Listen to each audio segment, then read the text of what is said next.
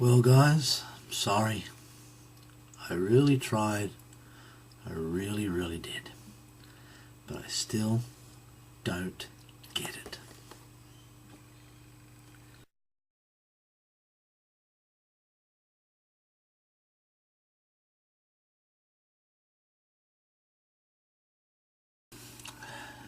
Welcome to my second vlog. As many of you might know, I am not fond of the shows of Joss Whedon or Joss Whedon himself. Now recently I had a falling out with some friends over a few things, but the main issue was one person's blind, unswerving, unrealistic loyalty to Mr. Whedon and all his shows. Talk about obsessed, you've got no idea. Not being the type of person to just mindlessly, dismiss something, I decided to have a look to see what it was about Mr. Whedon's shows. Now I remember watching Firefly and didn't mind it, but it wasn't original. I just couldn't get into it. I liked the characters, and I think the main reason why Whedon's other big hit was Buffy the Vampire Slayer, why it survived, was because of the characters themselves. The story in Buffy, again, is not original. All dark shadows of the 60s went there a long time before Mr. Whedon did. But that's the problem with modern day fans. They don't want to know or understand that nothing is new. After having a think about it, I've come to the conclusion that it's not Mr. Whedon or his shows that I dislike. And to be fair, I can't tell you why I dislike his shows, because all I know about them is that he made them. Whenever you ask one of his fans, what's a Whedon show about? They look at you and smile condescendingly, as if it has to be explained to you. You're not worthy to know why he is brilliant. That sparked something in me, something I couldn't place it.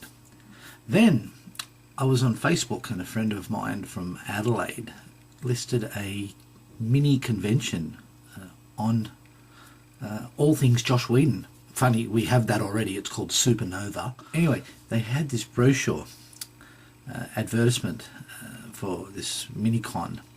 Now, mind you, nowhere in the actual title did it say it was a Joss Whedon event, but in small writing underneath it, it said celebrating all things Joss Whedon.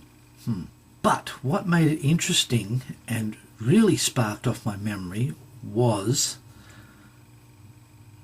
that they had a listing on the day of what was going to be done, and the first thing was, for the first hour of the day, was assessing, and this is paraphrasing because I don't have the brochure in front of me anymore, but basically it was assessing and understanding the ethics of Joss Whedon's Dollhouse. And that's how it was. Joss Whedon was in big letters. And that clicked, that I had seen this before. Now, when I was growing up, I was always into science fiction and fantasy. We didn't have a great deal to choose from because it was considered childish, but we had Star Trek.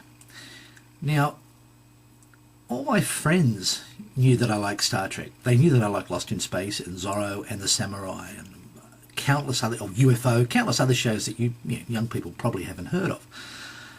But it was the Star Trek fans themselves who really were bizarre.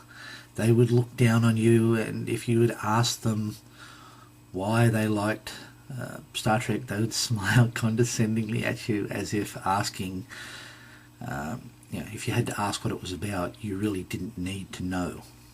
Sound familiar? So really, I guess what I'm saying is that I don't like Joss Whedon and his shows based on his fans, because, as I said, when I was growing up, we only had Star Trek. Now, I kept my liking of Star Trek secret, not from my friends, but from other Star Trek fans, because they were just unbelievably obsessed about this show. They were trying to find meaning and understanding in what was basically just a science fiction show. Oh yeah, there was the odd message or two, but it was just a TV show.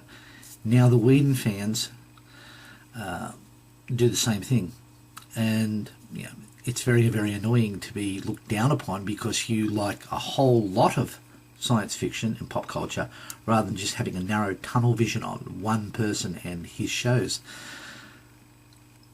And that was it. So, you know, I've tried to get into Joss Whedon and shows that he's done, but it's just not interesting. And again, it's been done before. He's the Gene Roddenberry of this generation. Now, I did actually mention that to someone, that he was the Gene Roddenberry of this generation, and this Whedon fan looked at me and went, "Who's Gene Roddenberry?" Yes, who's Gene Roddenberry? Good God. And that guy is training to be a teacher. Hell, what are our kids going to learn? Now, an interesting thing on Star Trek was that in about 1994 I went to Holodiction in Sydney, where I met, and I'll probably tell you about this another story at another time, James Doohan, who played Scotty in the original series and the movies. And this gives you some idea of what fans can be like. They played an episode of Star Trek The Next Generation called Relics, in which Scotty was in it. And there was a pivotal scene where Mr. Scott went out and got drunk and walked into the holodeck asking for the bridge of the original Enterprise to be recreated. And the people who made the show did an excellent job. It was dead set. It really looked like the original. After it, James Doohan gets up on stage to talk about things, and some fan gets up and says, and this is as best as I can remember it, "What were your feelings, Mr. Doohan, of walking into the set of the original Enterprise? Were you as touched by it as we were when we saw it? Did the emotions come flooding back? And you know, did you go, wow, look what they've done?" And Doohan just looked and said, "No, I didn't feel anything. It was a job. I got paid for it. They wanted me to act in a certain way, so I did." And there was a gasp. Shock horror. You know, James Doohan didn't have a mad obsession with Star Trek. It was just a job. That is really what Whedon fans are like. They think that the sun shines out of Mr. Whedon's backside, that his shows are all groundbreaking and unique, and they're not. But what they really are, the fans that is, they are so one-eyed that their obsession with this show is a joke. Because even in the original years with Star Trek, they had a lot of fans. But Whedon shows, unless the promoters ram this stuff down your throat, people don't seem to pay it much attention, as if it's not even science fiction or pop culture. So anyway, I could be wrong. I don't know, that's my opinion. But I'm sorry, I just can't get into it. Primarily of the fans. They need to get out and smell the flowers. Have a look around.